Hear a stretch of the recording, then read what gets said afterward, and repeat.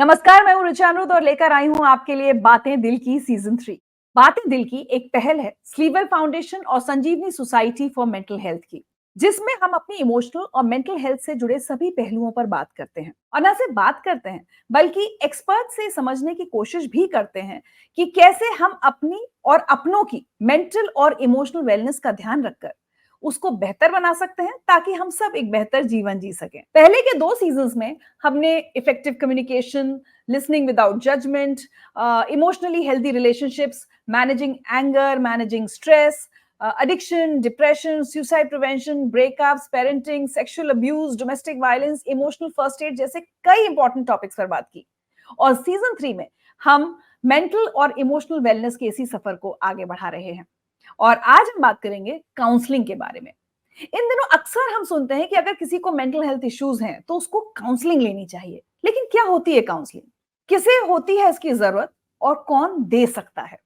ये सब हमको समझाने के लिए हमारे साथ जुड़ रही हैं संजीवनी सोसाइटी फॉर मेंटल हेल्थ की वॉलंटियर काउंसलर वीना अग्रवाल। जब भी हम कोई भी मेंटल हेल्थ इश्यू पर बात करते हैं तो एक शब्द बार बार आता है, काउंसलिंग। तो सबसे पहले मैं चाहूंगी कि हमारे व्यूअर्स को आप बताएं काउंसलिंग क्या है। बहुत ज़रूरी है ऋचा इस बारे में बात करना, क्योंकि काउंसलिंग को लेके हर एक का अपना-अपना अंडरस्टैंडिंग है। हमारी रोज़मर्रा की ज़िंदगी में, निजी जीवन में उतार-चढ़ाव तो होते रहते हैं और अक्सर हम सब उससे पार भी पा लेते हैं। अपनी समस्या का समाधान करने की क्षमता है हम सब में। और कभी ज़्यादा बात ज़रूरी हुई तो किसी अपने प्रियजन से, किसी दोस्त से डिस्कस और शेयर भी कर लेते हैं।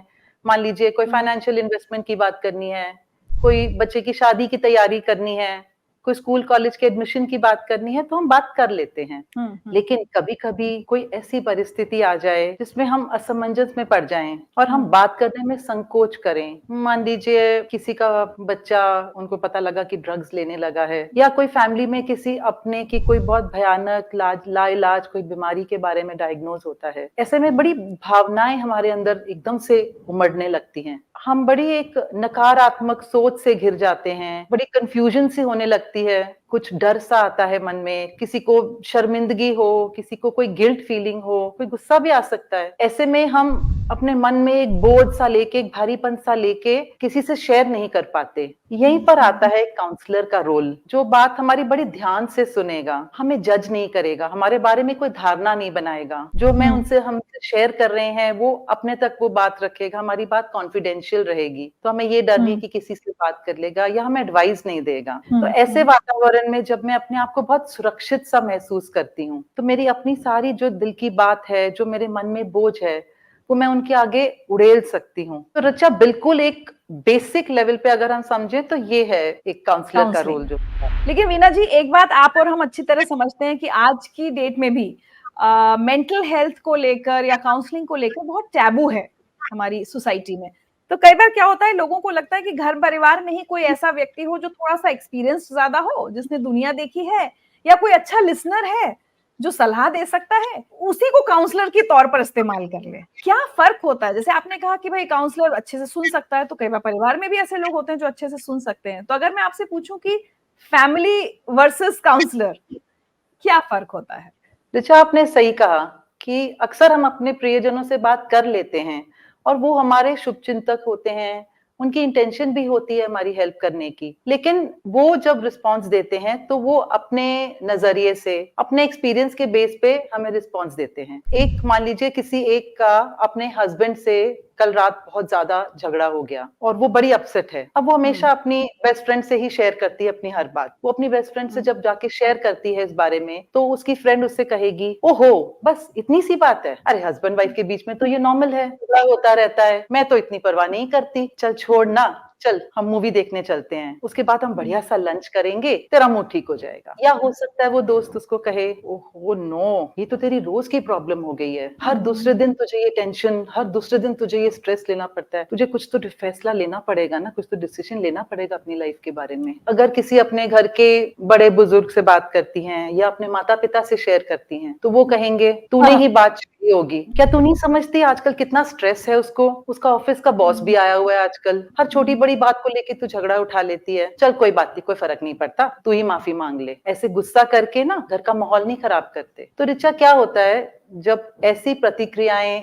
आती हैं, तो इन सब में कहीं ना कहीं जो मेरी अपनी भावनाएं उमड़ रही थी या उठ रही थी, उनका कोई मायने नहीं रह जाता। एज अ रिजल्ट क्या होने लगता है कि जो प्रॉब्लम थी मेरी वो वहीं की वहीं रह जाती है, और फिर वो प्रॉब्लम किसी ना किसी और रूप धारण करके किसी ना किसी और परिस्थिति में उभर उभर कर आती रहती है। अब इसी के विपरीत अगर मैं यही बात अगर हम किसी काउंसलर से करते हैं, अब वो ट्रेन्ड काउंसलर है, वो काउंसलर जब हमारी बात ध्यान से सुनते हैं, उनका मेरे प्रति कोई बायस नहीं है, वो सवाल कर सकते हैं कि अच्छा फिर क्या हुआ, फिर कैसा रहा, अच्छा आपने कैसे रिस्पॉन्स दिया, अच्छा आपको कैसा फील हो रहा है इस समय। जब ऐसे सवाल आते हैं तो जाहिर है कि मैं धीरे धीरे उनसे एक मेरा रैपो बनने लगता है। तो जो मैं शुरू में अपनी फीलिंग्स की बात कर रही थी, बहुत पेनफुल फीलिंग्स हो सकती हैं जिनके बारे में बात करने से मैं संकोच कर रही थी, मैं सब उनके आगे खोल सकती हूँ, उनके आगे मैं व्यक्त कर सकती हूँ। तो इससे क्या होता है ऋचा, जो मेरी अपनी भावनाएं हैं वो ना दबाई जाती हैं, ना घटाई जाती हैं,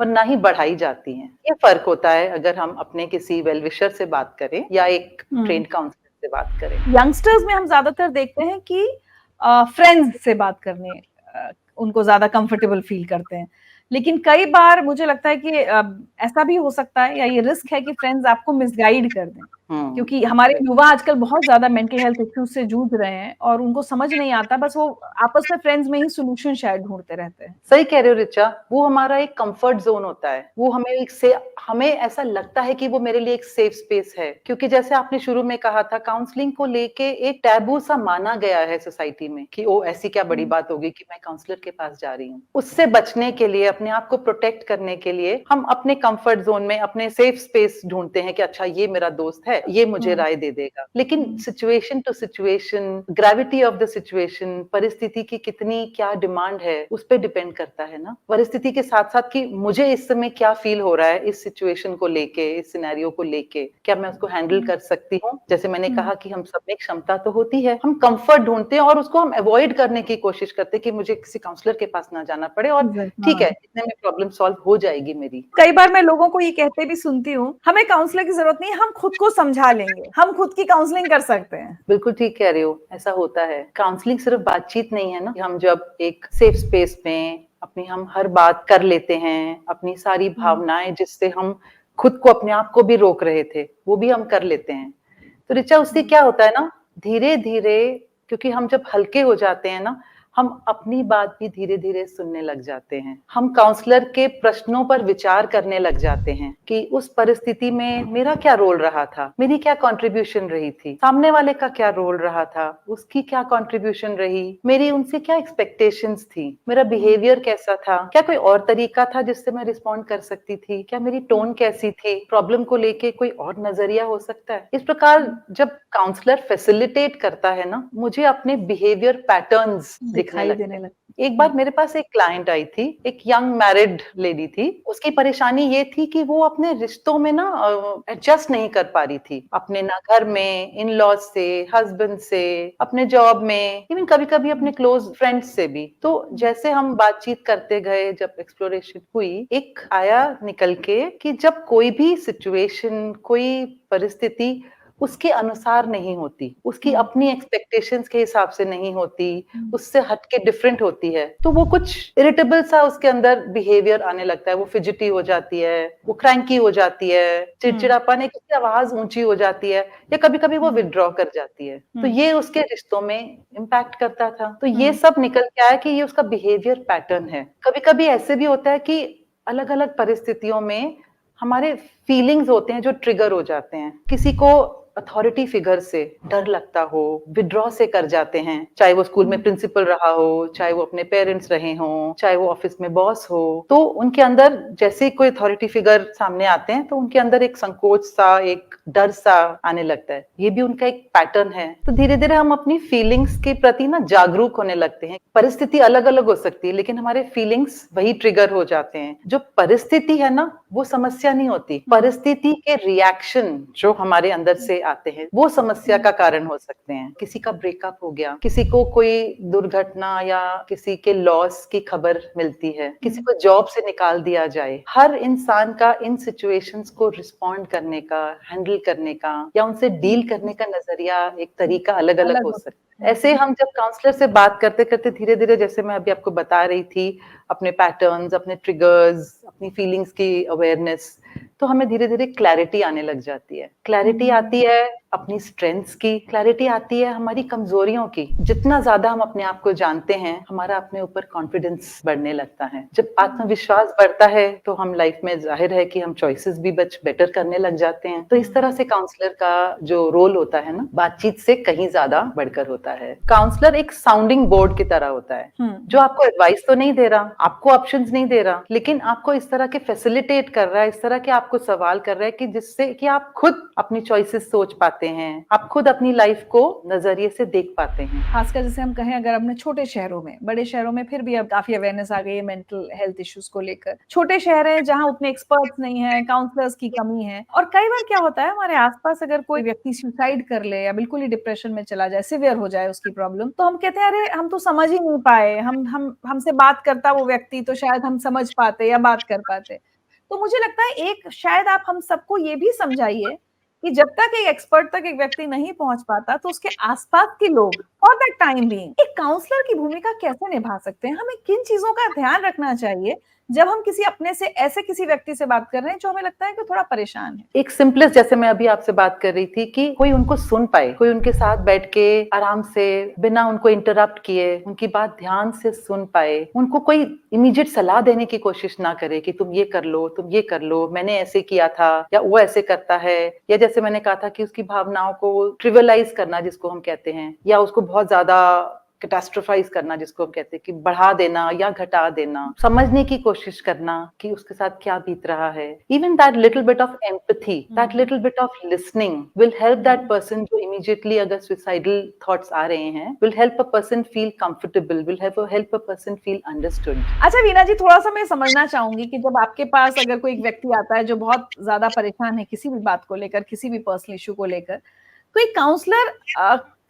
कैसे एक सफर तय करते हैं जहां से उस व्यक्ति के लिए सॉल्यूशंस निकलने शुरू हो जाएं? जब कोई काउंसलर के पास आता है ना, हमें ये समझना है कि काउंसलर एक प्रक्रिया है, एक स्टेप बाय स्टेप प्रोसेस है, जिसमें 4, 6, 7 डिपेंडिंग जिसको जितनी जरूरत है उतने सेशंस होते हैं। और उन सेशंस के द्वारा जब काउंसलर के साथ हम बैठ के विस्तार में, डिटेल में बहुत सी शेयरिंग होती है, बहुत सी वेंटिंग होती है, धीरे धीरे काफी क्लैरिटी आने लग जाती है। क्लैरिटी जैसे अपनी फीलिंग्स के बारे में, और वो फीलिंग्स हर तरह की हो सकती हैं। बड़ी हमारी कंफर्टेबल फीलिंग्स जिससे हमें बड़ी अच्छी फीलिंग अच्छा लगता है, could be or very uncomfortable feelings, जैसे हम अपनी वल्नरेबिलिटी हम काउंसलर के आगे रख पाते हैं। जाने अनजाने में अपनी एक्सपेक्टेशंस, हमारी क्या अपेक्षाएं होती हैं सामने वालों से, क्या हमारी आशाएं होती हैं, वो भी उससे हम अवेयर होने लग जाते हैं। फिर और जब हम धीरे धीरे और आगे हम जब बढ़ते हैं अपने सेशन में, हमें अपनी पर्सनल नीड्स समझ आने लग जाती हैं। नीड्स कुड बी, जैसे किसी को बहुत ज्यादा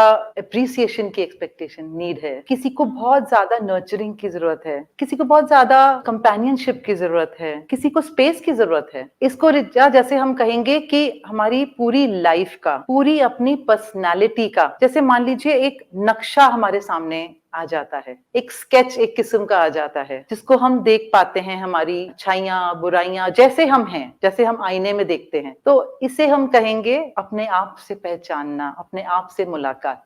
और जब हम खुद से मुलाकात करते हैं, आप सोचिए हमारे अपने ऊपर हमारा कितना विश्वास बढ़ने लगता है, हमारा अपने ऊपर कॉन्फिडेंस बढ़ने लगता है। हम अपने जीवन के बहुत से निर्णय बड़ी कॉन्फिडेंस के साथ, बड़ी मजबूती के साथ ले पाते हैं। और रिचा, एक बात और है, सिर्फ निर्णय नहीं ले पाते, वो निर्णयों के साथ जो जुड़ा हुआ उसका आउटकम होता है, उसकी जिम्मेदारी भी लेने में हम सक्षम हो जाते हैं। मान लीजिए किसी ने लाइफ पार्टनर का चुनाव किया, किसी ने कोई ओवरसीज जॉब लेने की डिसीजन लिया, कोई घर बदलने की डिसीजन लिया, अब उसके जो भी प्रोज एंड कॉन्स होंगे, उसकी जिम्मेदारी भी लेने में हम सक्षम हो जाते हैं। और ये क्लैरिटी आने से रिचा हम ना आत्मनिर्भर होने लग जाते हैं। अपनी नीड्स की रिस्पॉन्सिबिलिटी लेना, कि हम नीड्स को कैसे पूरा करते हैं, उसकी जिम्मेदारी लेना, अपने फैसले करना। देखिए अल्टीमेटली जिंदगी में अपने फैसले, अपने निर्णय तो हमें खुद ही लेने हैं ना। ना तो हम काउंसलर पे डिपेंडेंट रह सकते हैं, ना ही हम अपनों पे डिपेंडेंट रह सकते हैं। तो इस प्रकार जब हम खुद से पहचान करते हैं, हमारा अपने आप से एक रिश्ता बड़ा सच्चा और मजबूत होने लग जाता है। इसी तरह से हमारा अपनों से भी हमारा रिश्ता सच्चा और मजबूत होने लग जाता है। कोई स्पेसिफिक टाइम होता है कि भाई इतने वक्त में काउंसलर के पास जाकर एक व्यक्ति को क्लैरिटी आ जाएगी, या हर एक की जर्नी अलग-अलग होती है? कोई 4 सेशन में भी ठीक हो सकता है, किसी को 6-8 सेशन, या किसी को कई महीने लग जाएँ? बिल्कुल ऋचा, देखो हम सब ह्यूमन बीइंग्स की अपनी-अपनी पेस होती है। हम सबका अपना-अपना तरीका होता है, अपनी-अपनी विलिंगनेस होती है। पहले तो सबसे पहले ये डिपेंड करता है कि हम किस स्टेज पे काउंसलर के पास जाते हैं, और क्या हम खुद गए हैं काउंसलर के पास, या हमें किसी ने हमें फोर्स करके भेजा गया है। जितनी हमारी विलिंगनेस होगी, उतनी हमारी रेडीनेस होती है। और कुछ ऐसे होते हैं जो अनकंफर्टेबल फीलिंग्स को इमीडिएटली तैयार होते हैं कि चलो इस पे कुछ काम करते हैं और लाइफ में चेंज आ जाएगा। और कोई ऐसे भी होते हैं कि जिनको बहुत ज़्यादा तकलीफ होती है कि अरे! ये तो मुझे नहीं पता था अपने बारे में, अब तो मुझे चेंज करना पड़ेगा। और ऋचा, आप समझ सकते हो कि ज़िम्मेदारी लेना कितना बड़ा चेंज है हमारी लाइफ में। दूसरों से तो चेंज एक्सपेक्ट कर लेते हैं, लेकिन खुद को चेंज करना मुश्किल होता है। एक अच्छा काउंसलर हमेशा पेस पे चलता है, जिस पेस पे उसका क्लाइंट चलता है। 4 सेशन में ही लगता है कि हाँ, मुझे अब और सेशन की ज़रूरत नहीं है, या किसी को और ज़्यादा सेशन भी हो सकते हैं। So there is no fixed number of session. चलिए वीना जी, चलते-चलते मैं चाहूँगी आज की पूरी बातचीत को, अगर आप कुछ मेन पॉइंट्स को समराइज़ करना चाहें हमारे व्यूअर्स के लिए, तो क्या-क्या इम्पोर्टेंट बातें हों? तो सबसे बड़ी मेन पॉइंट्स ये हैं, जब हम किसी परेशानी में ऐसे हों कि जब हम अपनों से बात करने में संकोच कर रहे हों, किसी भी वजह से, हमारी डर, शर्मिंदगी, कोई भी और कारण हो सकते हैं, तो हम इमीडिएटली एक काउंसलर के पास जा सकते हैं। सफ़र करने की ज़रूरत नहीं है। जब हेल्प अवेलेबल है और उससे हम अपनी ज़िंदगी को, अपने जीवन को बेटर बना सकते हैं, लाइफ का अपना हम चार्ज ले सकते हैं, अपने आस-पास की ज़िंदगी को बेटर बना सकते हैं, so why not? We must reach out. Counselling का जो गोल होता है, वो होता है एम्पावरमेंट। हमारा सशक्तिकरण होता है इससे, और इससे हम अपना और अपनों का सम्मान करने लगते हैं। बहुत ही खूबसूरती से एक्सप्रेस किए अपने विचार वीना जी ने, और देखिए बहुत इम्पोर्टेंट बात है, आप में से बहुत सारे लोग जो इस वक्त हमें सुन रहे हैं, किसी दुविधा से या किसी मुश्किल हालात से गुजर रहे होंगे। जो हमने कहा कि हमें कई बार लगता है कि हम अपने आसपास के लोगों से कह तो रहे हैं, अपनी फैमिली में या फ्रेंड्स में, लेकिन वो समझ नहीं पा रहे हैं, या कोई हमें सोल्यूशन नहीं मिल पा रहा है। तो ऐसे में बहुत ज़रूरी है कि आप काउंसलिंग को अपनाएँ, किसी काउंसलर से, किसी एक्सपर्ट से मिलें, ताकि आपके थॉट्स में वो क्लैरिटी आ पाए जिसकी वीना जी बात कर रही थी, और जल्द से जल्द आप अपने उस मुश्किल हालातों से निकल पाएँ, और इमोशनली और मेंटली आप एकदम फिट फील करें। कब और क्यों किसी को काउंसलिंग की ज़रूरत पड़ती है, इस बारे में बात करेंगे अपने अगले वीडियो में। लेकिन आज वीना जी, हमसे जुड़ने के लिए और इतनी अच्छी बातचीत करने के लिए बहुत-बहुत शुक्रिया। Thank you. Thank you Richa.